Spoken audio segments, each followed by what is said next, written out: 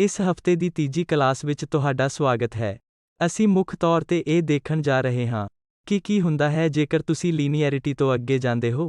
ਅਤੇ ਜਿਵੇਂ ਕਿ ਮੈਂ ਤੁਹਾਨੂੰ ਇਸ ਹਫ਼ਤੇ ਦੀ ਪਹਿਲੀ ਕਲਾਸ ਵਿੱਚ ਵੀ ਦੱਸਿਆ ਸੀ, ਇਹ ਸਭ ਕੁਝ ਪ੍ਰੀਖਿਆਵਾਂ ਦਾ ਹਿੱਸਾ ਨਹੀਂ ਹੋਵੇਗਾ ਜੋ ਕਰ ਅਸੀਂ ਰਹੇ ਹਾਂ। ਇਸ ਲਈ, ਇਹ ਕਿਊਰੀਓਸਿਟੀ ਵੈਲਿਊ ਲਈ ਹੋਰ ਹੈ। ਅਤੇ ਇਹ ਵੀ ਦੇਖਣ ਲਈ ਕਿ ਇੱਕ ਕਿਸਮ ਦਾ ਫਿਲਡ ਖੁਦ ਕਿੱਥੇ ਜਾ ਰਿਹਾ ਹੈ। ਇਹ ਕੀ ਹੋਵੇਗਾ ਇਸ ਬਾਰੇ ਅਸੀਂ ਅੱਗੇ ਦੱਸਾਂਗੇ।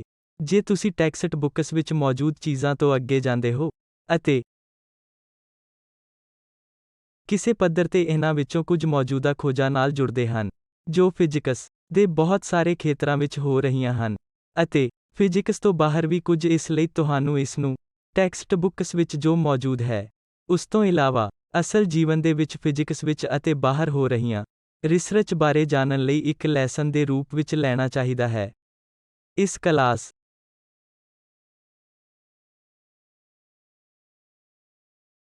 ਵਿੱਚ ਅਸੀਂ ਕਿਆਟਿਕ ਓਸੀਲੇਟਰ ਜਾਂ ਹੋਰ ਖਾਸ ਤੌਰ ਤੇ ਕਿਆਟਿਕ ਆਸੀਲੇਟਰ ਦੇ ਇੱਕ ਖਾਸ ਮਾਡਲ ਨੂੰ ਦੇਖਣ ਜਾ ਰਹੇ ਹਾਂ।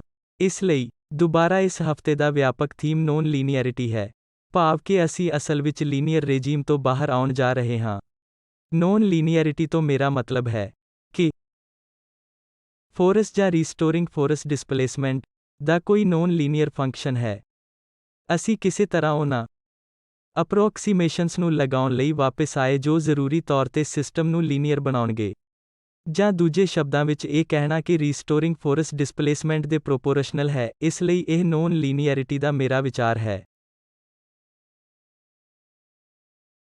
ਅਤੇ ਅਸੀਂ ਪਹਿਲਾਂ ਹੀ ਪਿਛਲੀਆਂ 2 ਕਲਾਸਾਂ ਵਿੱਚ ਦੇਖ ਚੁੱਕੇ ਹਾਂ ਕਿ ਜਦੋਂ ਤੁਸੀਂ ਨੌਨ ਲੀਨੀਅਰਿਟੀ ਜੋੜਦੇ ਹੋ ਤਾਂ ਇਹ ਲੀਨੀਅਰ ਸਿਸਟਮ ਨਾਲ ਕੀ ਕਰਦਾ ਹੈ। ਉਦਾਹਰਨ ਲਈ, ਪਿਛਲੀ ਕਲਾਸ ਵਿੱਚ ਅਸੀਂ ਇਸ ਫੋਰਮ ਦੀ ਗਤੀ ਦੀ ਇੱਕ ਇਕੁਏਸ਼ਨ ਲਿਖੀ ਹੈ, mx double dot plus s of x equal to some driving ਜੋ ਕਿ f0 cos omega t omega driving ਦੀ ਫ੍ਰੀਕੁਐਂਸੀ ਹੈ। ਅਤੇ ਇੱਥੇ s of x ਇਹ ਨੌਨ ਲੀਨੀਅਰ ਰੀਸਟੋਰਿੰਗ ਫੋਰਸ ਹੈ, ਅਤੇ ਇਹ ਇੱਕ ਇਨਫਾਈਨਾਈਟ ਸੀਰੀਜ਼ ਦੇ ਰੂਪ ਵਿੱਚ ਦਿੱਤਾ ਗਿਆ ਹੈ, ਜਿਵੇਂ ਕਿ s1x ਪਲਸ s2x ਸਕੁਏਅਰ ਅਤੇ ਇਸ ਤਰ੍ਹਾਂ, ਅਤੇ ਹੋਰ, ਅਤੇ ਇਹ ਨੰਬਰ s1, s2, s3 ਅਤੇ ਇਸ ਤਰ੍ਹਾਂ ਹੋਰ ਸਾਰੇ ਕੋਨਸਟੈਂਟ ਹਨ। ਇਸ ਲਈ, ਸਪਸ਼ਟ ਤੌਰ ਤੇ ਜੇਕਰ ਮੈਂ ਆਪਣੇ ਆਪ ਨੂੰ ਸਿਰਫ ਪਹਿਲੀਆਂ 2 ਟਰਮਜ਼ ਤੱਕ ਸੀਮਿਤ ਰੱਖਦਾ ਹਾਂ ਤਾਂ s1x plus s2x square plus x3x cube ਮੰਨ ਲਓ ਇਹ 3 ਟਰਮਜ਼, ਅਤੇ ਫਿਲਹਾਲ ਮੈਨੂੰ ਇਹ ਕਹਿਣ ਦਿਓ ਕਿ ਮੈਂ ਸਕੁਏਅਰ ਟਰਮ ਨੂੰ ਮਿਟਾ ਦੇਵਾਂਗਾ। ਉਸ ਕੇਸ ਵਿੱਚ ਅਸੀਂ ਇਹ ਦੇਖਾਂਗੇ ਕਿ ਸਪਸ਼ਟ ਤੌਰ ਤੇ ਇੱਥੇ ਇਹ ਕਰਵ ਹੈ, ਬਲੂ ਕਰਵ ਜੋ ਤੁਸੀਂ ਪ੍ਰਾਪਤ ਕਰਦੇ ਹੋ।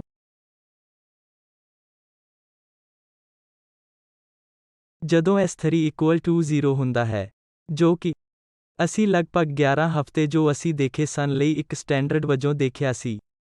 ਇਹ ਲੀਨੀਅਰਿਟੀ ਦਾ ਕੇਸ ਹੈ।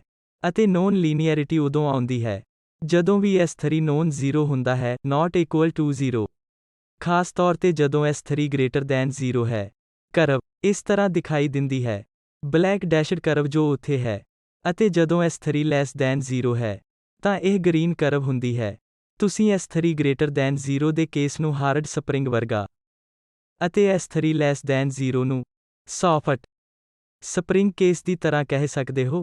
ਇਸ ਲਈ, ਦੁਬਾਰਾ ਇਹ ਉਹ ਚੀਜ਼ ਹੈ ਜੋ ਅਸੀਂ ਵੇਖੀ ਸੀ, ਅਤੇ ਵਿਸ਼ੇਸ਼ ਤੌਰ ਤੇ ਅਸੀਂ ਇੱਕ ਬੀਡ ਦੀ ਇਸ ਪ੍ਰੋਬਲਮ ਨੂੰ ਦੇਖਣ ਦੀ ਕੋਸ਼ਿਸ਼ ਕੀਤੀ, ਜੋ 2 ਤਾਰਾਂ ਦੇ ਵਿਚਕਾਰ ਉੱਪਰ ਅਤੇ ਹੇਠਾਂ ਜਾਂ ਕੁਝ ਰਿਜਿਡ ਸਪੋਰਟ ਦੇ ਵਿਚਕਾਰ ਬੰਨ੍ਹਿਆ ਜਾਂਦਾ ਹੈ ਤਾਂ ਇਹ 2 ਰਿਜਿਡ ਸਪੋਰਟ ਦੇ ਵਿਚਕਾਰ ਹੁੰਦਾ ਹੈ, ਅਤੇ ਤੁਸੀਂ ਇਸ ਨੂੰ ਇੱਕ ਪਾਸੇ ਤੋਂ ਵੱਖ ਕਰਨ ਦੀ ਕੋਸ਼ਿਸ਼ ਕਰ ਰਹੇ ਹੋ, ਅਤੇ ਇਸ ਨੂੰ ਛੱਡ ਰਹੇ ਹੋ, ਅਤੇ ਫਿਰ ਇਸ ਨਾਲ ਓਸੀਲੇਸ਼ਨ ਸੈੱਟ ਹੋ ਜਾਵੇਗਾ। ਅਤੇ ਬੇਸ਼ੱਕ ਤੁਸੀਂ ਇਹ ਪੁੱਛ ਸਕਦੇ ਹੋ ਕਿ ਟਾਈਮ ਪੀਰੀਅਡ ਕੀ ਹੈ, ਅਤੇ ਓਸੀਲੇਸ਼ਨਸ ਦੀ ਓਸੀਲੇਟਰੀ ਫ੍ਰੀਕੁਐਂਸੀ ਕੀ ਹੈ, ਜੋ ਇਸ ਦੁਆਰਾ ਦਰਸਾਈ ਜਾਵੇਗੀ। ਮਹੱਤਵਪੂਰਨ ਗੱਲ ਇਹ ਹੈ ਕਿ ਇਹ ਐਂਗੂਲਰ ਡਿਸਪਲੇਸਮੈਂਟ ਥੀਟਾ ਜਾਂ ਐਂਗੂਲਰ ਡਿਸਪਲੇਸਮੈਂਟ ਨੂੰ ਹੁਣ ਸਮਾਲ ਨਹੀਂ ਮੰਨਿਆ ਜਾਂਦਾ ਹੈ। ਇਸ ਲਈ ਜਦੋਂ ਥੀਟਾ ਸਮਾਲ ਹੁੰਦਾ ਹੈ, ਤਾਂ ਤੁਸੀਂ ਇਹ ਮੰਨ ਸਕਦੇ ਹੋ ਕਿ ਰੀਸਟੋਰਿੰਗ ਫੋਰਸ ਐਂਗੂਲਰ ਡਿਸਪਲੇਸਮੈਂਟ ਦੇ ਪ੍ਰੋਪੋਰਸ਼ਨਲ ਹੈ। ਇਸ ਲਈ, ਇਹ ਧਾਰਨਾ ਅਸੀਂ ਹੁਣ ਹੋਰ ਨਹੀਂ ਬਣਾ ਸਕਦੇ, ਅਤੇ ਜੋ ਅਸੀਂ ਦੇਖਿਆ ਉਹ ਇਹ ਸੀ ਕਿ ਸੋਲਿਊਸ਼ਨ ਉਸੇ ਫ੍ਰੀਕੁਐਂਸੀ ਨਾਲ ਓਸੀਲੇਸ਼ਨਸ ਨੂੰ ਦਰਸਾਉਂਦਾ ਹੈ ਜਿਵੇਂ ਡਰਾਈਵਿੰਗ। ਇਸ ਲਈ ਜੇਕਰ ਡਰਾਈਵਿੰਗ ਵਿੱਚ ਫ੍ਰੀਕੁਐਂਸੀ ਓਮੇਗਾ ਹੈ, ਫਿਰ ਸੋਲਿਊਸ਼ਨ ਵਿੱਚ ਵੀ ਇੱਕ ਫ੍ਰੀਕੁਐਂਸੀ ਓਮੇਗਾ ਹੈ। ਪਰ ਇਸ ਤੋਂ ਇਲਾਵਾ ਇਹ ਹਾਇਰ ਹਾਰਮੋਨਿਕ ਨੂੰ ਦਰਸਾਉਂਦਾ ਹੈ, ਜਿਵੇਂ ਕਿ ਉਦਾਹਰਨ ਲਈ ਇਹ ਫ੍ਰੀਕੁਐਂਸੀ ਓਮੇਗਾ 3 ਵੀ ਦਿਖਾਏਗਾ। ਇਹ ਉਹਨਾਂ ਚੀਜ਼ਾਂ ਵਿੱਚੋਂ ਇੱਕ ਹੈ ਜੋ ਅਸੀਂ ਦੇਖੀਆਂ ਹਨ, ਅਤੇ ਐਂਪਲੀਟਿਊਡ ਇੱਕ ਅਨਬਾਊਂਡਡ ਤਰੀਕੇ ਨਾਲ ਨਹੀਂ ਵੱਧਦਾ ਹੈ, ਭਾਵੇਂ ਤੁਹਾਡੇ ਕੋਲ ਡਿਸਿਪੇਸ਼ਨ ਨਾ ਹੋਵੇ। ਇਹ ਇਸ ਲਈ ਹੈ ਕਿਉਂਕਿ ਨੈਚੁਰਲ ਫ੍ਰੀਕੁਐਂਸੀਜ਼ ਘੱਟ ਅਤੇ ਹਾਈ ਐਂਪਲੀਟਿਊਡ ਜ਼ਰੂਰੀ ਤੌਰ ਤੇ ਵੱਖਰੇ ਹੁੰਦੇ ਹਨ।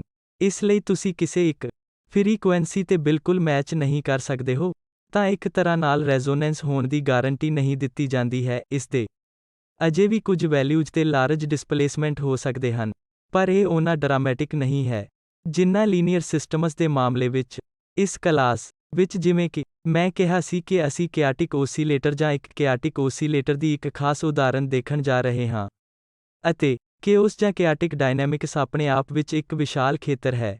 ਇਸ ਨੂੰ ਸਮਝਣ ਲਈ ਇੱਕ ਜਾਂ ਦੋ ਪੂਰੇ ਕੋਰਸ ਕੀਤੇ ਜਾਣੇ ਚਾਹੀਦੇ ਹਨ। ਇਸ ਲਈ ਜੋ ਮੈਂ ਤੁਹਾਨੂੰ ਦੱਸਣ ਦੀ ਕੋਸ਼ਿਸ਼ ਕਰਾਂਗਾ ਉਹ ਹੈ ਜਿੱਥੋਂ ਅਸੀਂ ਲੀਨੀਅਰ ਓਸੀਲੇਟਿੰਗ ਸਿਸਟਮਸ ਦੇ ਨਾਲ ਸ਼ੁਰੂਆਤ ਕੀਤੀ ਸੀ। ਕੀ ਅਸੀਂ ਕੇਓਸ ਦੀ ਕੁਝ ਝਲਕ ਦੇਖ ਸਕਦੇ ਹਾਂ? ਤੁਸੀਂ ਜੋ ਉਮੀਦ ਕਰ ਸਕਦੇ ਹੋ ਉਸ ਲਈ ਮੈਂ ਸਿਰਫ ਇੱਕ ਫਿਜ਼ੀਕਲ ਫੀਲ ਦੇਣ ਦੀ ਕੋਸ਼ਿਸ਼ ਕਰਾਂਗਾ, ਪੂਰਾ ਮੈਥਮੈਟਿਕਲ ਡਿਸਕ੍ਰਿਪਸ਼ਨ ਦੀ ਬਜਾਏ, ਜਾਂ ਇੱਥੋਂ ਤੱਕ ਕਿ ਕਿਆਟਿਕ ਡਾਇਨਾਮਿਕਸ ਦਾ ਇੱਕ ਪ੍ਰੀਸਾਈਜ਼ ਡਿਸਕ੍ਰਿਪਸ਼ਨ, ਇੱਕ ਜੋ ਕਿ ਇਸ ਕੋਰਸ ਦੇ ਦਾਇਰੇ ਤੋਂ ਬਿਲਕੁਲ ਬਾਹਰ ਹੋਵੇਗਾ। ਕਿਆਟਿਕ ਡਾਇਨਾਮਿਕਸ ਵੱਲ ਪਹਿਲਾ ਕਦਮ ਚੁੱਕਣ ਲਈ ਆਓ ਅਸੀਂ ਸਟੈਂਡਰਡ ਸਿੰਪਲ ਹਾਰਮੋਨਿਕ ਓਸੀਲੇਟਰ ਨੂੰ ਵੇਖੀਏ, ਪਰ ਥੋੜਾ ਵੱਖਰੇ ਤਰੀਕੇ ਨਾਲ। ਇਸ ਲਈ ਅਸੀਂ ਜ਼ਿਆਦਾਤਰ ਸਮਾਂ ਇਸ ਤਰ੍ਹਾਂ ਦੀ ਫੋਰਸ ਇਕੁਏਸ਼ਨ ਨਾਲ ਡੀਲ ਕਰਦੇ ਰਹੇ ਹਾਂ। x double dot plus omega square x equal to 0। Omega ਬੇਸ਼ੱਕ ਟਾਈਮ ਪੀਰੀਅਡ ਨਾਲ ਸੰਬੰਧਿਤ ਹੈ, ਇਸ ਲਈ ਇਹ ਅਸਲ ਵਿੱਚ ਇੱਕ ਸਿੰਪਲ ਓਸੀਲੇਟਰ ਹੈ ਜਿੱਥੇ ਇੱਕ ਟਾਈਮ ਪੀਰੀਅਡ ਹੈ। ਅਤੇ ਜੇਕਰ ਤੁਸੀਂ ਰੀਸਟੋਰਿੰਗ ਫੋਰਸ ਨੂੰ ਡਿਸਪਲੇਸਮੈਂਟ ਦੇ ਫੰਕਸ਼ਨ ਦੇ ਰੂਪ ਵਿੱਚ ਪਲੋਟ ਕਰਦੇ ਹੋ, ਤਾਂ ਇਹ ਇੱਥੇ ਦਿਖਾਇਆ ਗਿਆ ਹੈ। ਇਹ ਲੀਨੀਅਰ ਸਪਸ਼ਟ ਤੌਰ ਤੇ ਓਮੇਗਾ ਸਕੁਏਰ x ਲੀਨੀਅਰ ਹੈ ਜੋ ਤੁਹਾਡੀ ਰੀਸਟੋਰਿੰਗ ਫੋਰਸ ਹੈ। ਜੇਕਰ ਮੈਂ ਉਸੇ ਹਾਰਮੋਨਿਕ ਓਸੀਲੇਟਰ ਲਈ ਐਨਰਜੀ ਇਕੁਏਸ਼ਨ ਲਿਖਦਾ ਹਾਂ, ਜਿਵੇਂ ਕਿ ਸਿਸਟਮ ਐਨਰਜੀ ਇਸ ਤਰ੍ਹਾਂ ਦਿਖਾਈ ਦੇਵੇਗੀ। ਇਸ ਲਈ ਇਹ half m x dot square, ਜੋ ਕਿ kinetic energy term plus potential energy half m omega square x square ਹੈ। ਇਸ ਲਈ ਕਾਈਨੈਟਿਕ ਅਤੇ ਪੋਟੈਂਸ਼ੀਅਲ ਐਨਰਜੀ ਦਾ ਸਮ ਟੋਟਲ ਐਨਰਜੀ ਹੈ। ਅਤੇ ਜੇਕਰ ਤੁਹਾਨੂੰ ਯਾਦ ਹੈ ਕਿ ਅਸੀਂ ਲਗਭਗ ਪਹਿਲੇ ਹਫ਼ਤੇ ਜਾਂ ਦੂਜੇ ਹਫ਼ਤੇ ਵਿੱਚ ਕੀ ਕੀਤਾ ਸੀ, ਭਾਵੇਂ ਕਿ ਇੰਡੀਵਿਜੂਅਲ ਕਾਈਨੈਟਿਕ ਅਤੇ ਪੋਟੈਂਸ਼ੀਅਲ ਐਨਰਜੀਜ਼ ਟਾਈਮ ਡਿਪੈਂਡੈਂਟ ਹਨ ਕਿਉਂਕਿ ਇਹ x ਡੋਟ ਅਤੇ x ਟਾਈਮ ਡਿਪੈਂਡੈਂਟ ਹਨ, ਪਰ ਟੋਟਲ ਐਨਰਜੀ ਸਮੇਂ ਤੋਂ ਸੁਤੰਤਰ ਹੈ। ਇਸ ਲਈ ਜੋ ਐਨਰਜੀ ਤੁਸੀਂ ਸ਼ੁਰੂ ਵਿੱਚ ਪਾਉਂਦੇ ਹੋ, ਉਹ ਹਮੇਸ਼ਾ ਲਈ ਇਸ ਦੇ ਅੰਦਰ ਹੀ ਰਹੇਗੀ। ਹੁਣ ਇਸ ਨੂੰ ਦੇਖਣ ਦਾ ਕੁਝ ਹੱਦ ਤੱਕ ਅਨੁਭਵੀ ਤਰੀਕਾ ਹੈ ਸਿਸਟਮ ਦੇ ਪੋਟੈਂਸ਼ੀਅਲ ਨੂੰ ਦੇਖਣਾ। ਇਸ ਲਈ ਇੱਥੇ ਪੋਟੈਂਸ਼ੀਅਲ ਬੇਸ਼ੱਕ ਇਹ term half m omega square x square m ਪੁੰਜ ਹੈ, ਓਮੇਗਾ ਫ੍ਰੀਕੁਐਂਸੀ ਹੈ, ਇਹ ਸਾਰੇ ਕੋਨਸਟੈਂਟ ਹਨ। ਇਸ ਲਈ ਮੈਂ ਇਸ ਪੋਟੈਂਸ਼ੀਅਲ ਐਨਰਜੀ ਨੂੰ ਪਲੋਟ ਕਰਦਾ ਹਾਂ, ਜੋ ਮੈਂ ਵੇਰੀਏਬਲ v ਦੁਆਰਾ ਦਰਸਾਈ ਹੈ। ਤਾਂ ਮੈਂ v ਨੂੰ x ਦੇ ਇੱਕ ਫੰਕਸ਼ਨ ਦੇ ਤੌਰ ਤੇ ਪਲੋਟ ਕੀਤਾ ਹੈ। ਇਸ ਲਈ ਇਹ ਇੱਕ ਪੈਰਾਬੋਲਿਕ ਕਰਵ ਹੈ, ਜਿਵੇਂ ਕਿ ਤੁਸੀਂ ਇੱਥੇ ਵੇਖਦੇ ਹੋ ਤਾਂ ਇਹ ਇੱਥੇ 0 ਹੋਵੇਗਾ। ਇਸ ਲਈ ਇੱਕ ਪੈਰਾਬੋਲਿਕ ਕਰਵ ਹੈ। ਸਿਧਾਂਤ ਵਿੱਚ ਜੇਕਰ ਤੁਸੀਂ ਕਲਪਨਾ ਕਰਦੇ ਹੋ ਕਿ ਇਸ ਪੋਟੈਂਸ਼ੀਅਲ ਦੇ ਅੰਦਰ ਇੱਕ ਪਾਰਟੀਕਲ ਹੈ, ਅਤੇ ਤੁਸੀਂ ਪੋਟੈਂਸ਼ੀਅਲ ਵਿੱਚ ਇਸ ਨੂੰ ਕਿਸੇ ਪੁਆਇੰਟ ਤੇ ਸ਼ੁਰੂ ਕਰਦੇ ਹੋ, ਤੁਸੀਂ ਕਲਪਨਾ ਕਰ ਸਕਦੇ ਹੋ ਕਿ ਤੁਹਾਡੇ ਕੋਲ ਆਕਾਰ ਦਾ ਇੱਕ ਬਾਉਲ ਹੈ ਅਤੇ ਹੋ ਸਕਦਾ ਹੈ ਕਿ ਤੁਸੀਂ ਕਿਸੇ ਪੁਆਇੰਟ ਤੇ ਇੱਕ ਮਾਰਬਲ ਰੱਖ ਸਕਦੇ ਹੋ। ਮਾਰਬਲ ਹੇਠਾਂ ਜਾ ਕੇ ਉਸੇ ਉਚਾਈ ਤੇ ਜਾਂਦਾ ਹੈ, ਉਸੇ ਉਚਾਈ ਤੇ ਵਾਪਸ ਆ ਜਾਂਦਾ ਹੈ, ਅਤੇ ਓਸੀਲੇਟ ਹੁੰਦਾ ਰਹੇਗਾ ਬਸ਼ਰਤੇ ਕਿ ਇਸ ਵਿੱਚ ਬਿਲਕੁਲ ਕੋਈ ਫ੍ਰਿਕਸ਼ਨ ਨਹੀਂ ਹੈ। ਅਸਲ ਵਿੱਚ ਅਜਿਹਾ ਨਹੀਂ ਹੈ। ਮਾਰਬਲ ਆਖਰਕਾਰ ਕਿਤੇ ਰੁਕ ਜਾਵੇਗਾ। ਇਸ ਲਈ ਅਸੀਂ ਪਹਿਲਾਂ ਹੀ ਨੌਨ ਲੀਨੀਅਰ ਓਸੀਲੇਟਰ ਨਾਲ ਕੰਮ ਕਰ ਚੁੱਕੇ ਹਾਂ, ਜੋ ਫੋਰਸਡ ਸੀ, ਪਰ ਇਸ ਵਿੱਚ ਡਿਸਿਪੇਸ਼ਨ ਟਰਮ ਨਹੀਂ ਸੀ। ਅੱਜ ਦੀ ਕਲਾਸ ਵਿੱਚ ਅਸੀਂ ਸਭ ਬਾਰੇ ਦੱਸਾਂਗੇ। ਸਾਡੇ ਕੋਲ ਆਪਣੇ ਓਸੀਲੇਟਰ ਲਈ ਇੱਕ ਨੌਨ ਲੀਨੀਅਰ ਰੀਸਟੋਰਿੰਗ ਫੋਰਸ ਹੈ। ਇਸ ਲਈ ਮੈਂ ਡਫਿੰਗ ਓਸੀਲੇਟਰ ਲਈ ਫੋਰਸ ਇਕੁਏਸ਼ਨ ਲਿਖੀ ਹੈ। ਤਾਂ ਇਸ ਵਿੱਚ ਇਹ specific non linear restoring force ਹੈ, ਜੋ ਕਿ ਇਸ ਫੋਰਮ ਦੀ ਹੈ ਬੀਟਾ। x plus alpha x cube ਹੈ। ਅਤੇ ਡਿਸੀਪੇਸ਼ਨ ਬੇਸ਼ੱਕ ਵੈਲੋਸਿਟੀ ਦੇ ਪ੍ਰੋਪੋਰਸ਼ਨਲ ਹੈ। ਇਸ ਲਈ ਇਹ ਇੱਕ ਵਿਸਕਸ ਡਿਸੀਪੇਸ਼ਨ ਅਤੇ ਗਾਮਾ ਡਿਸੀਪੇਸ਼ਨ ਕੋਫੀਸ਼ੀਐਂਟ ਹੈ।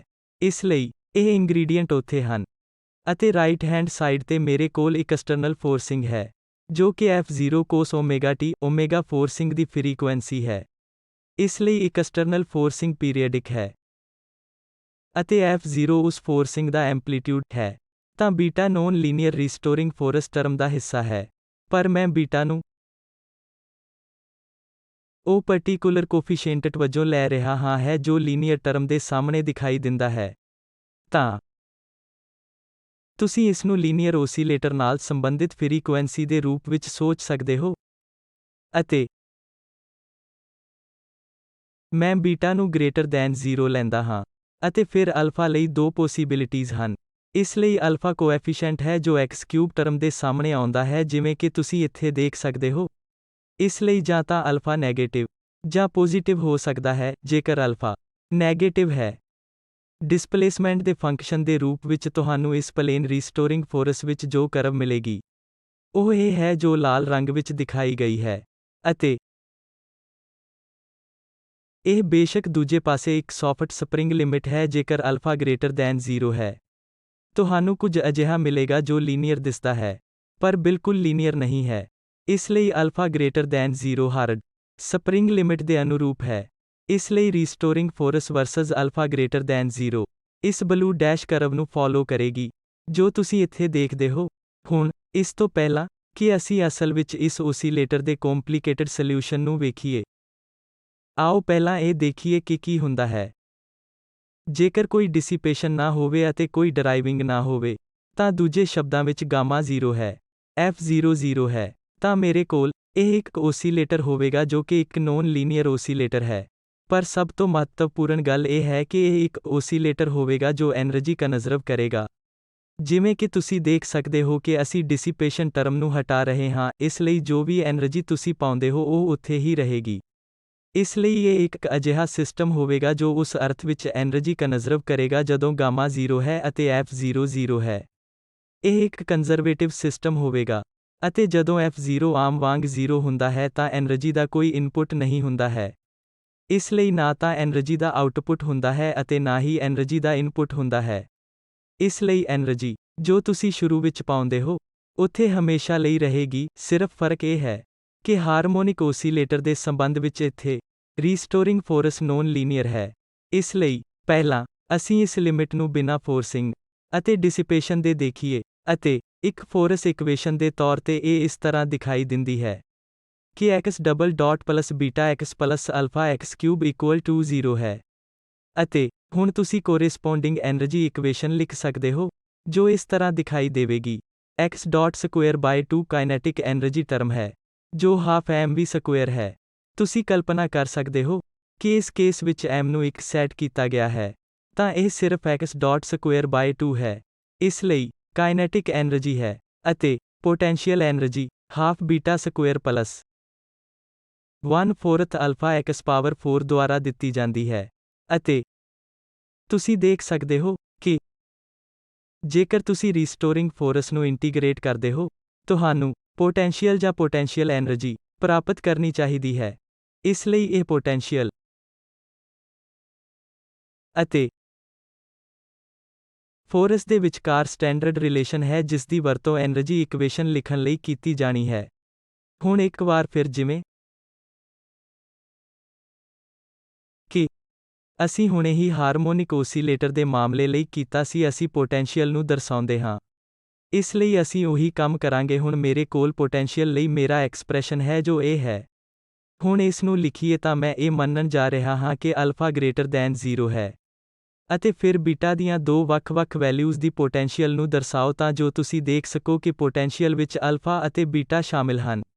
ਇਸ ਲਈ ਅਸੀਂ ਬੀਟਾ ਨੂੰ ਨੈਗੇਟਿਵ ਅਤੇ ਪੋਜ਼ਿਟਿਵ ਲਵਾਂਗੇ ਪਰ ਅਲਫਾ ਨੂੰ ਪੋਜ਼ਿਟਿਵ ਰੱਖਾਂਗੇ।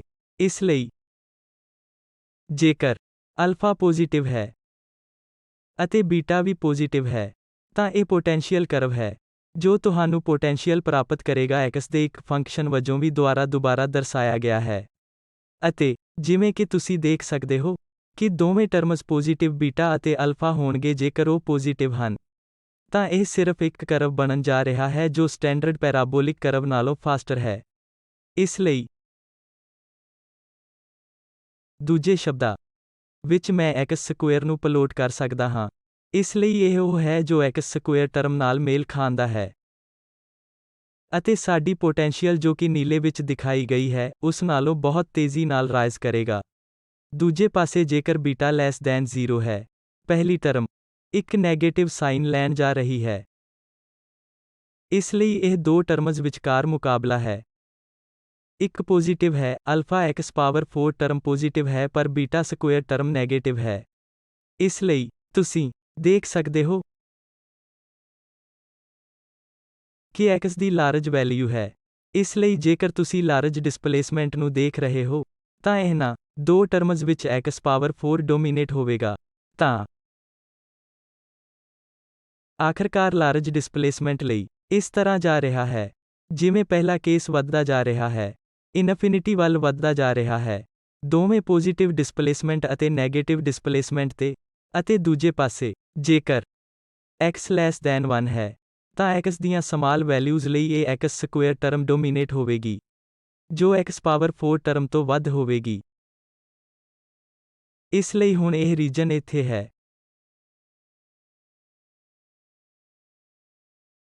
ਜਿਵੇਂ ਕਿ ਮੈਂ ਤੁਹਾਨੂੰ ਇੱਕ ਬਾਉਲ ਵਿੱਚ ਇੱਕ ਮਾਰਬਲ ਰੱਖਣ ਦੀ ਐਨਾਲਜੀ ਦਿੱਤੀ ਹੈ, ਜਿਸਦਾ ਇੱਕ ਓਸੀਲੇਟਰ ਦਾ ਆਕਾਰ ਹੈ ਅਤੇ ਇਸ ਦੀ ਡਾਇਨਾਮਿਕਸ ਨੂੰ ਦੇਖਦੇ ਹੋਏ ਅਸੀਂ ਦੇਖਿਆ ਕਿ ਇਹ ਇੱਕ ਓਸੀਲੇਟਰੀ ਡਾਇਨਾਮਿਕਸ ਹੋਵੇਗਾ, ਜਿਸ ਨਾਲ ਅਸੀਂ ਹੁਣ ਇਸੇ ਤਰ੍ਹਾਂ ਕਰ ਸਕਦੇ ਹਾਂ।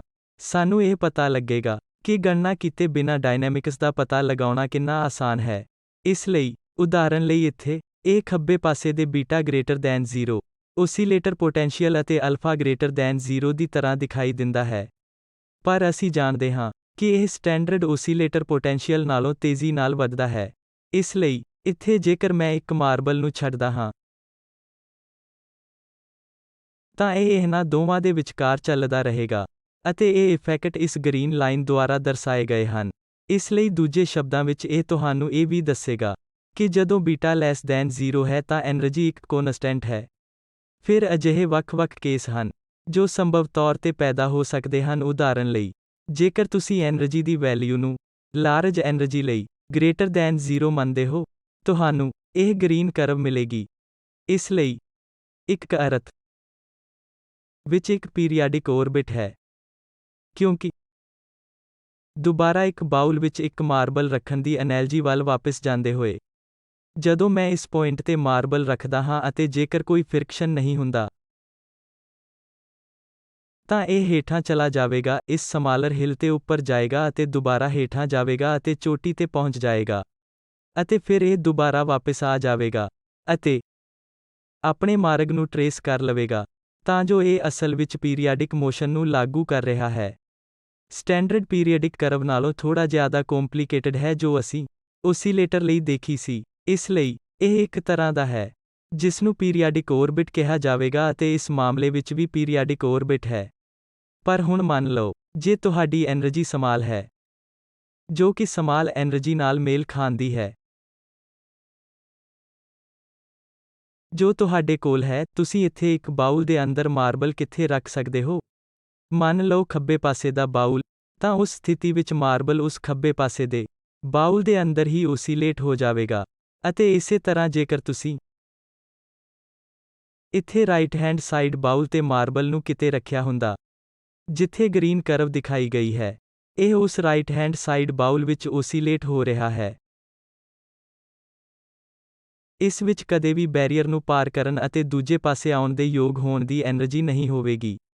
ਇਸ ਲਈ ਦੂਜੇ ਸ਼ਬਦਾਂ ਵਿੱਚ ਤੁਹਾਡੀਆਂ ਇਨੀਸ਼ੀਅਲ ਕੰਡੀਸ਼ਨਸ ਤੇ ਨਿਰਭਰ ਕਰਦੇ ਹੋਏ, ਜਾਂ ਤੁਹਾਡੀ ਐਨਰਜੀ ਤੇ ਨਿਰਭਰ ਕਰਦੇ ਹੋਏ, ਤੁਸੀਂ ਵੱਖ-ਵੱਖ ਕਿਸਮਾਂ ਦੀਆਂ ਡਾਇਨਾਮਿਕਸ ਨੂੰ ਸੰਭਵ ਦੇਖ ਸਕਦੇ ਹੋ, ਪਰ ਇਸ ਸਥਿਤੀ ਵਿੱਚ ਉਹ ਸਾਰੇ ਪੀਰੀਆਡਿਕ ਹਨ। ਆਓ ਹੁਣ ਡਿਸਿਪੇਸ਼ਨ ਨੂੰ ਲਾਗੂ ਕਰੀਏ। ਇਸ ਲਈ ਹੁਣ ਅਸੀਂ ਇਸ ਟਰਮ ਨੂੰ ਜੋੜ ਦਿੱਤਾ ਹੈ, ਪਰ ਫਿਰ ਵੀ ਕੋਈ ਫੋਰਸਿੰਗ ਨਹੀਂ ਹੈ। ਇਸ ਲਈ F0 ਅਜੇ ਵੀ 0 ਰਹੇਗਾ। ਇਸ ਲਈ ਤੁਸੀਂ ਉਮੀਦ ਕਰੋਗੇ ਕਿ ਕਾਫੀ ਸਮੇਂ ਬਾਅਦ ਕੁਝ ਕੰਡੀਸ਼ਨ ਤੇ ਨਿਰਭਰ ਕਰਦਿਆਂ, ਤੁਹਾਨੂੰ ਪੋਟੈਂਸ਼ੀਅਲ ਦੇ ਸਭ ਤੋਂ ਹੇਠਲੇ ਪੁਆਇੰਟ ਤੇ ਇਸ ਵਿੱਚ ਮਾਰਬਲ ਮਿਲੇਗਾ।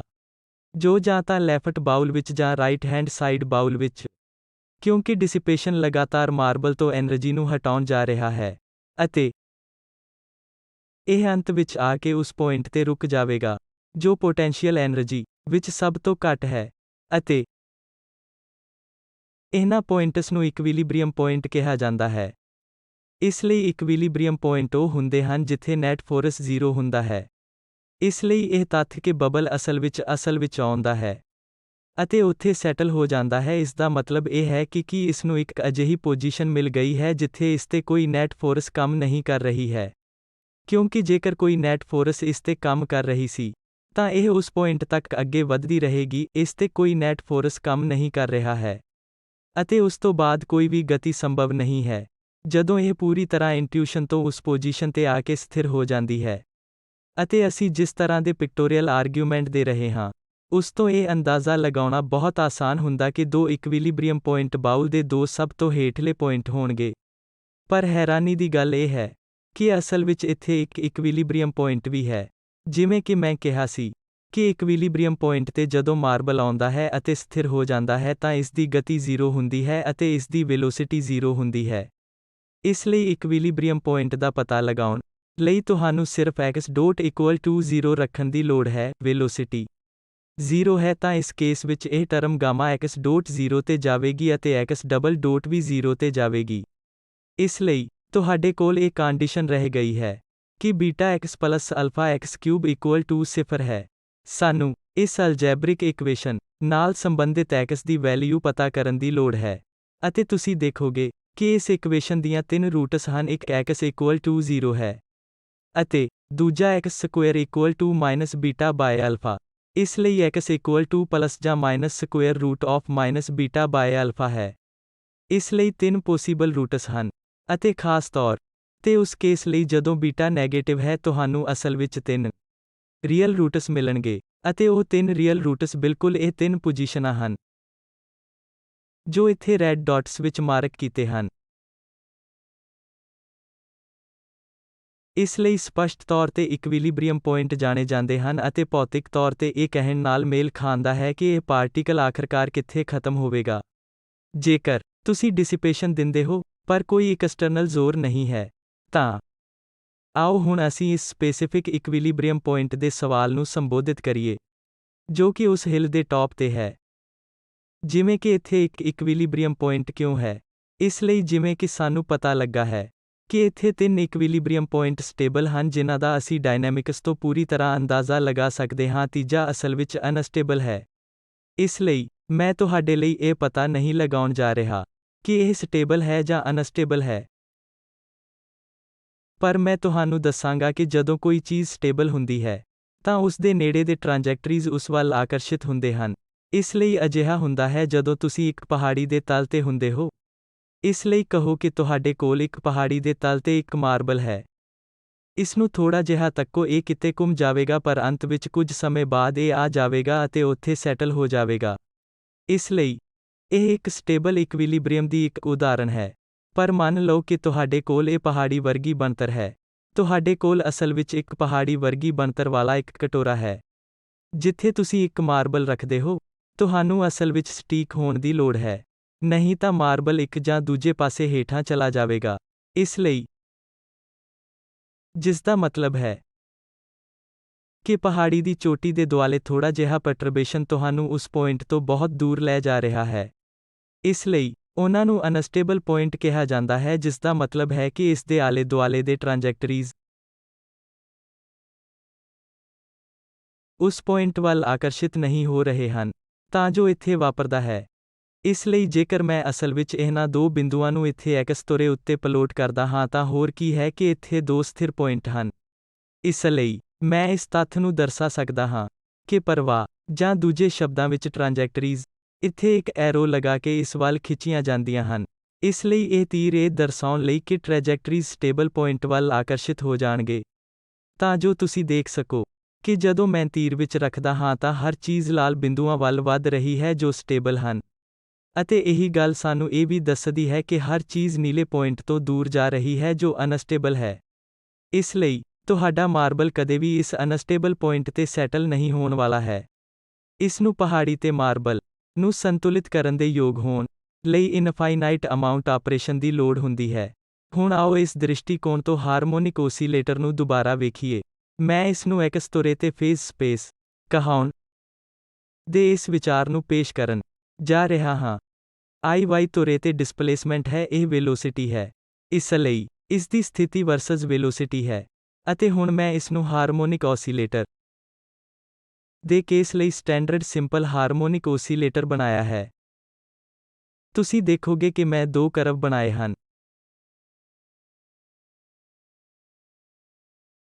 ਪਰ ਸਿਧਾਂਤਕ ਤੌਰ ਤੇ ਤੁਸੀਂ એનર્ਜੀ ਦੇ ਹਰੇਕ ਵੈਲਿਊ ਲਈ ਜਿੰਨੀਆਂ ਵੀ ਕਰਵਾਂ ਬਣਾ ਸਕਦੇ ਹੋ ਜੋ ਤੁਸੀਂ ਚੁਣਦੇ ਹੋ।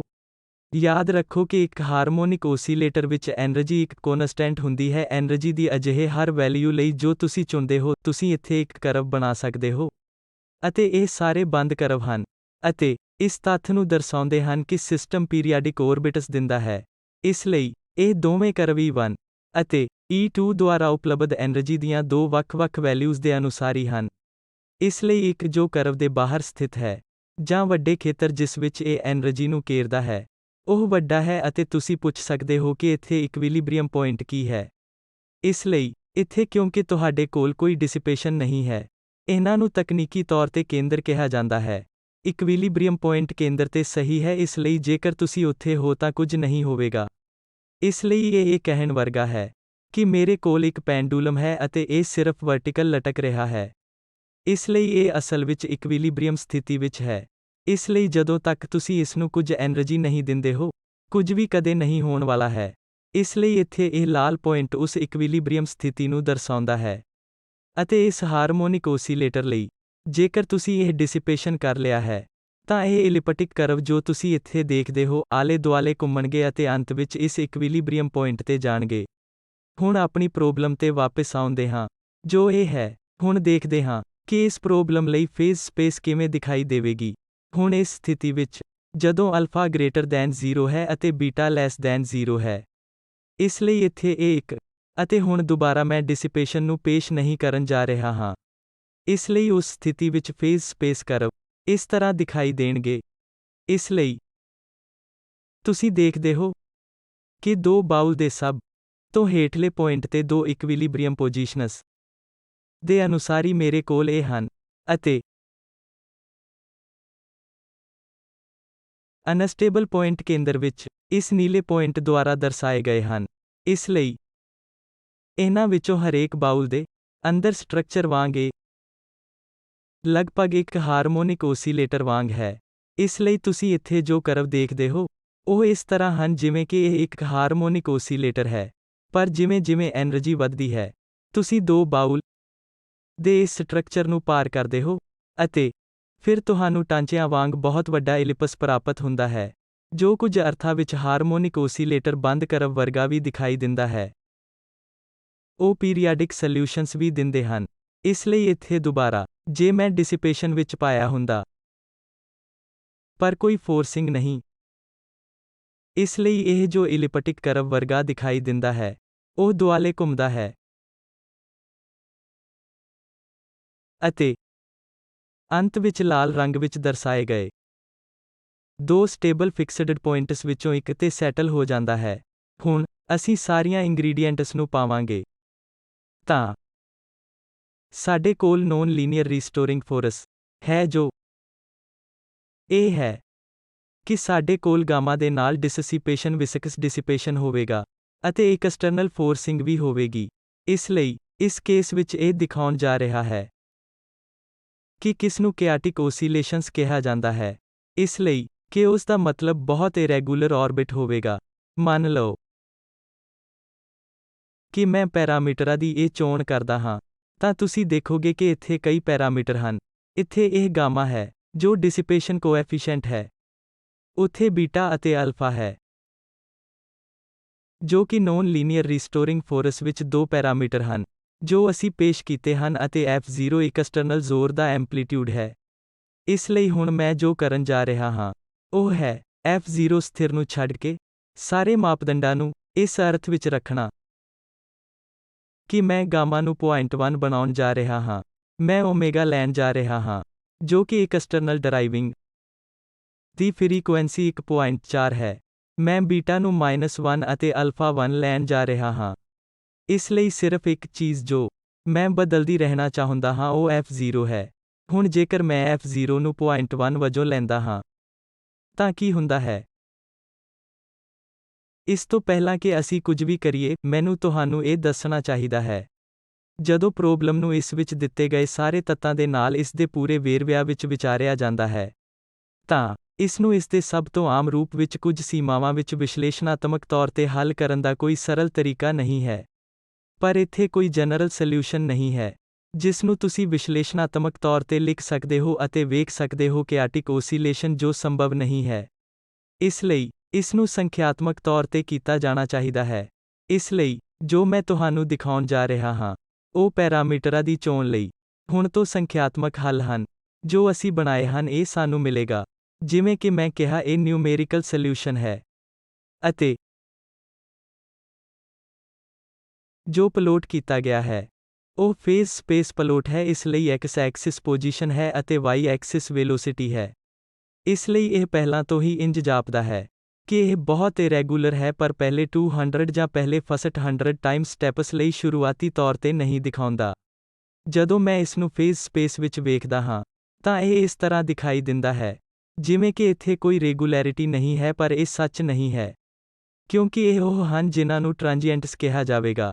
ਜੇਕਰ ਮੈਂ ਕੁਝ ਹੋਰ ਸਮਾਂ ਉਡੀਕ ਕਰਦਾ ਹਾਂ ਅਤੇ ਲਗਭਗ 300 ਜਾਂ 400 ਟਾਈਮ ਸਟੈਪਸ ਤੋਂ ਬਾਅਦ ਫੇਜ਼ ਸਪੇਸ ਨੂੰ ਵੇਖਦਾ ਹਾਂ, ਸਾਰੇ ਟ੍ਰਾਂਜੀਐਂਟਸ ਲੁਪਤ ਹੋ ਜਾਂਦੇ ਹਨ ਅਤੇ ਮੈਨੂੰ ਜੋ ਮਿਲਦਾ ਹੈ ਉਹ ਕੁਝ ਇਸ ਤਰ੍ਹਾਂ ਹੈ।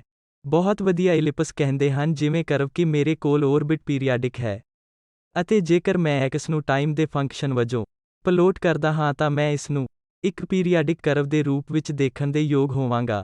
ਅਤੇ ਅਸਲ ਵਿੱਚ ਜਦੋਂ ਤੁਸੀਂ x ਨੂੰ ਟਾਈਮ ਦੇ ਫੰਕਸ਼ਨ ਵਜੋਂ ਪਲੋਟ ਕਰਦੇ ਹੋ, ਜੋ ਕਿ ਇੱਥੇ ਦਿਖਾਇਆ ਗਿਆ ਹੈ, ਤੁਸੀਂ ਦੇਖਦੇ ਹੋ ਕਿ ਇਹ ਇੱਕ ਪੀਰੀਆਡਿਕ ਕਰਵ ਹੈ। ਪਰ ਇਹ ਜ਼ਰੂਰੀ ਨਹੀਂ ਕਿ ਇਹ ਇੱਕ ਸਾਈਨ ਜਾਂ ਕੋਸਾਈਨ ਫੰਕਸ਼ਨ ਵਾਂਗ ਇੱਕ ਪੀਰੀਆਡਿਕ ਕਰਵ ਹੋਵੇ। ਹੁਣ f.1 ਹੋਣ ਤੋਂ ਬਾਅਦ ਮੈਂ f ਦੀ ਵੈਲਿਊ ਨੂੰ 0.32 ਰੱਖਣ ਜਾ ਰਿਹਾ ਹਾਂ। ਆਓ ਦੇਖੀਏ ਕਿ ਇਸ ਕੇਸ ਵਿੱਚ ਕੀ ਹੁੰਦਾ ਹੈ।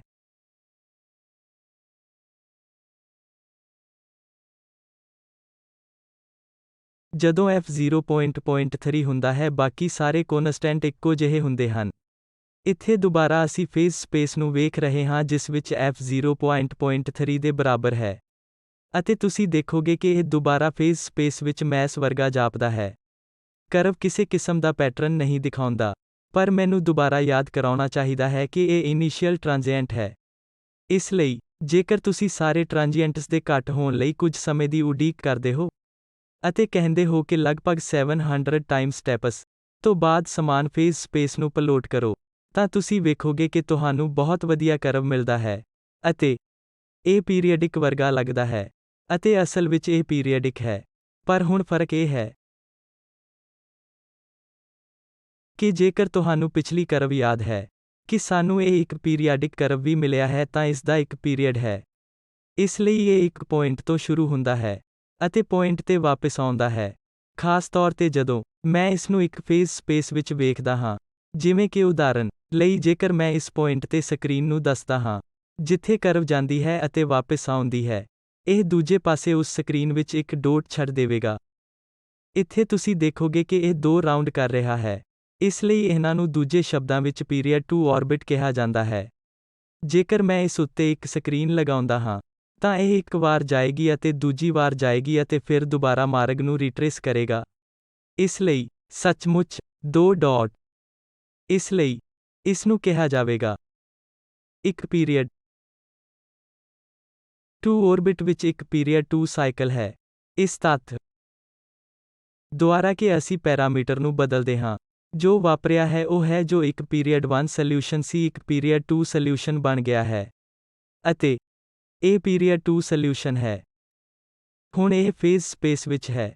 ਹੁਣ ਮੈਂ ਇਸ ਨੂੰ ਟਾਈਮ ਦੇ ਫੰਕਸ਼ਨ ਦੇ ਰੂਪ ਵਿੱਚ, ਪੋਜੀਸ਼ਨ ਦੇ ਰੂਪ ਵਿੱਚ ਦੇਖ ਸਕਦਾ ਹਾਂ, ਜੋ ਤੁਸੀਂ ਹੁਣ ਇੱਥੇ ਵੇਖ ਸਕਦੇ ਹੋ।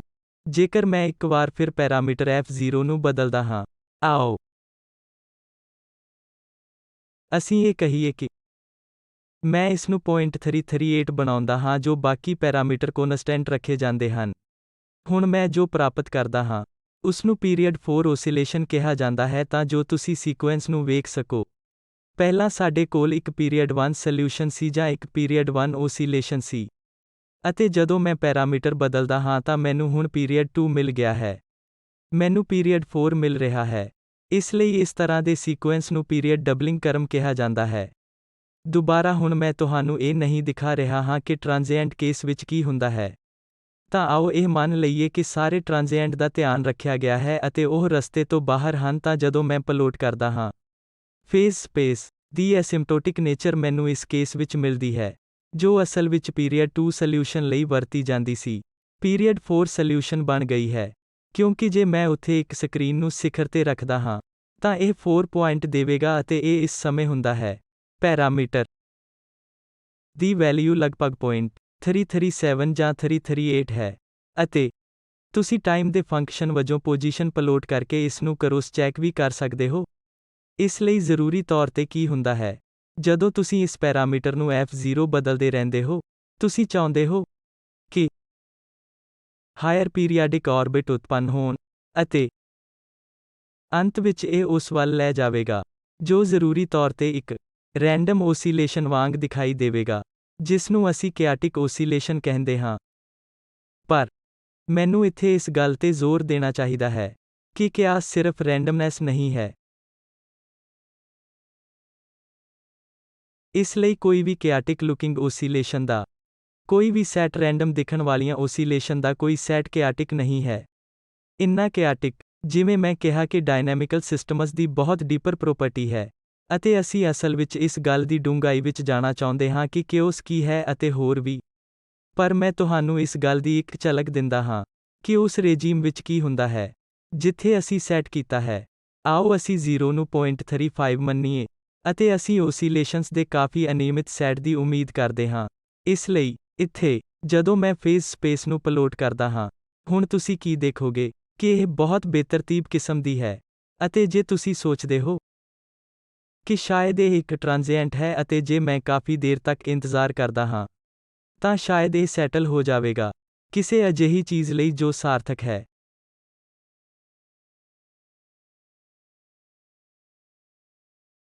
ਇਸ ਲਈ ਇਸ ਸਥਿਤੀ ਵਿੱਚ ਤੁਹਾਡੇ ਕੋਲ ਕਦੇ ਵੀ ਅਜਿਹੀ ਸਥਿਤੀ ਨਹੀਂ ਹੋਵੇਗੀ, ਜਿੱਥੇ ਇਹ ਕਿਸੇ ਅਰਥਪੂਰਨ ਚੀਜ਼ ਲਈ ਸੈਟਲ ਹੋ ਜਾਏਗੀ। ਇਸ ਲਈ ਟ੍ਰਾਂਜੈਕਟਰੀ ਇਹਨਾਂ ਦੋਨਾਂ ਖੱਬੇ ਅਤੇ ਸੱਜੇ ਪਾਸੇ ਦੇ ਵਿਚਕਾਰ ਇੱਕ ਬਹੁਤ ਹੀ ਰੈਗੂਲਰ ਢੰਗ ਨਾਲ ਟਕਰਾਉਂਦੀ ਰਹੇਗੀ।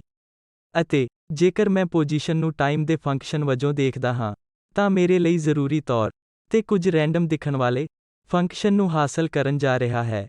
ਇਸ ਲਈ ਜਿਵੇਂ ਕਿ ਮੈਂ ਕਿਹਾ, ਮੈਨੂੰ ਇੱਕ ਵਾਰ ਫਿਰ ਜ਼ੋਰ ਦੇਣ ਦਿਓ, ਕਿਆਸ ਸਿਰਫ ਰੈਂਡਮਨੈਸ ਨਾਲੋਂ ਬਹੁਤ ਜ਼ਿਆਦਾ ਹੈ।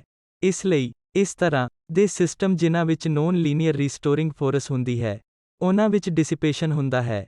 ਉਹਨਾਂ ਕੋਲ ਐਕਸਟਰਨਲ ਫੋਰਸਿੰਗ ਹੈ। ਉਹਨਾਂ ਕੋਲ ਕਿਆਸ ਦਿਖਾਉਣ ਲਈ ਸਾਰੇ ਇੰਗਰੀਡੀਐਂਟ ਹਨ।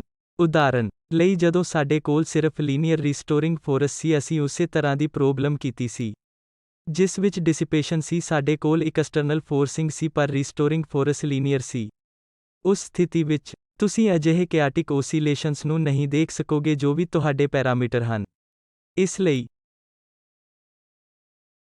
ਕਿਆਟਿਕ ਓਸੀਲੇਸ਼ਨਸ ਆਮ ਤੌਰ ਤੇ ਕਿਆਟਿਕ ਡਾਇਨਾਮਿਕਸ ਕੁਝ ਪੱਧਰ ਤੇ ਹੁੰਦੀ ਹੈ, ਨਾ ਕਿ ਰੈਂਡਮ ਦਿਖਣ ਵਾਲੀਆਂ ਟ੍ਰਾਂਜੈਕਟਰੀਜ਼। ਪਰ ਇਹ ਇੱਕ ਮਹੱਤਵਪੂਰਨ ਵਿਸ਼ੇਸ਼ਤਾ ਨੂੰ ਦਰਸਾਉਂਦਾ ਹੈ ਕਿ ਜੇ ਮੈਂ ਇਨੀਸ਼ੀਅਲ ਕੰਡੀਸ਼ਨਸ ਨੂੰ ਨੇੜੇ ਕਰਨਾ ਸ਼ੁਰੂ ਕਰਦਾ ਹਾਂ, ਤਾਂ ਉਹ ਸਮੇਂ ਦੇ ਨਾਲ ਤੇਜ਼ੀ ਨਾਲ ਇੱਕ ਦੂਜੇ ਤੋਂ ਵੱਖ ਹੋ ਜਾਣਗੇ। ਅਤੇ ਇਹ ਕਿਸੇ ਵੀ ਨੌਨ ਕਿਆਟਿਕ ਸਿਸਟਮ ਦੁਆਰਾ ਪ੍ਰਦਰਸ਼ਿਤ ਨਹੀਂ ਕੀਤਾ ਜਾਵੇਗਾ। ਜਿਵੇਂ ਕਿ ਉਦਾਹਰਨ ਲਈ ਅਸੀਂ ਦੇਖਿਆ ਹੈ ਕਿ ਜਦੋਂ ਪੈਰਾਮੀਟਰ f0 ਕਾਫੀ ਛੋਟਾ ਸੀ ਤਾਂ ਤੁਹਾਡੇ ਕੋਲ ਰੈਗੂਲਰ ਓਸੀਲੇਸ਼ਨ ਸਨ। ਤੁਸੀਂ ਦੋ ਇਨੀਸ਼ੀਅਲ ਕੰਡੀਸ਼ਨਸ ਲੈਂਦੇ ਹੋ ਜੋ ਉਸ ਰੇਜੀਮ ਦੇ ਨੇੜੇ ਹਨ ਜਿੱਥੇ ਇਹ ਰੈਗੂਲਰ ਓਸੀਲੇਸ਼ਨਸ ਨੂੰ ਦਰਸਾਉਂਦਾ ਹੈ। ਸਿਰਫ ਇੱਕੋ ਚੀਜ਼ ਜੋ ਤੁਸੀਂ ਦੇਖੋਗੇ ਉਹ ਇਹ ਹੈ ਕਿ ਹੁਣ ਦੋ ਟ੍ਰਾਂਜੈਕਟਰੀਜ਼ ਹੋਣਗੀਆਂ ਜੋ ਇੱਕ ਦੂਜੇ ਦੇ ਨੇੜੇ ਹਨ, ਅਤੇ ਉਹ ਰੱਖਣਗੇ, ਅਤੇ ਉਹ ਕਿਸੇ ਵੀ ਸਮੇਂ ਲਈ ਇੱਕ ਦੂਜੇ ਦਾ ਨੇੜਿਓਂ ਫਾਲੋ ਕਰਨਾ ਜਾਰੀ ਰੱਖਣਗੇ। ਜਦੋਂ ਤੁਸੀਂ ਖੇਤਰ ਵਿੱਚ ਦੂਜੇ ਪਾਸੇ ਗਤੀ ਦੇ ਇਕੁਏਸ਼ਨਸ ਨੂੰ ਇੰਟੀਗ੍ਰੇਟ ਕਰਨਾ ਚਾਹੁੰਦੇ ਹੋ, ਜਿੱਥੇ ਤੁਸੀਂ ਆਪਣੇ ਪੈਰਾਮੀਟਰਸ ਦੀ ਚੋਣ ਕਰਦੇ ਹੋ, ਜਿਵੇਂ ਕਿ ਸਿਸਟਮ ਕਿਆਟਿਕ ਰੇਜੀਮ ਹੈ, ਉਹੀ ਕੰਮ ਕਰਦੇ ਹਨ ਦੋ ਇਨੀਸ਼ੀਅਲ ਕੰਡੀਸ਼ਨਸ ਲੈਂਦੇ ਹਾਂ ਅਤੇ ਟ੍ਰਾਂਜੈਕਟਰੀਜ਼ ਨੂੰ ਟਾਈਮ ਦੇ ਇੱਕ ਫੰਕਸ਼ਨ ਦੇ ਰੂਪ ਵਿੱਚ ਦੇਖੋ। ਸ਼ੁਰੂ ਵਿੱਚ ਉਹ ਇੱਕ ਨਿਸ਼ਚਿਤ ਸਮੇਂ ਲਈ ਇਕੱਠੇ ਜਾਂ ਨੇੜੇ ਜਾਂਦੇ ਹਨ। ਪਰ ਕੁਝ ਸਮੇਂ ਬਾਅਦ, ਉਹ ਪੂਰੀ ਤਰ੍ਹਾਂ ਦੋ ਵੱਖ-ਵੱਖ ਟ੍ਰਾਂਜੈਕਟਰੀਜ਼ ਹਨ। ਇਸ ਲਈ ਇਹ ਕਿਆਸ ਦੇ ਇੰਗਰੀਡੀਐਂਟਸ ਵਿੱਚੋਂ ਇੱਕ ਹੈ, ਜੋ ਇਨੀਸ਼ੀਅਲ ਕੰਡੀਸ਼ਨਸ ਪ੍ਰਤੀ ਐਕਸਟ੍ਰੀਮ ਸੈਂਸਿਟੀਵਿਟੀ ਦਰਸਾਉਂਦਾ ਹੈ। ਜੇਕਰ ਇਨੀਸ਼ੀਅਲ ਕੰਡੀਸ਼ਨਸ ਇੱਕ ਦੂਜੇ ਤੋਂ ਥੋੜ੍ਹੀਆਂ ਵੱਖਰੀਆਂ ਹਨ, ਤਾਂ ਕੁਝ ਸਮੇਂ ਦੇ ਬਾਅਦ ਦੇ ਨਤੀਜੇ ਬਹੁਤ ਵੱਖਰੇ ਹੋਣਗੇ।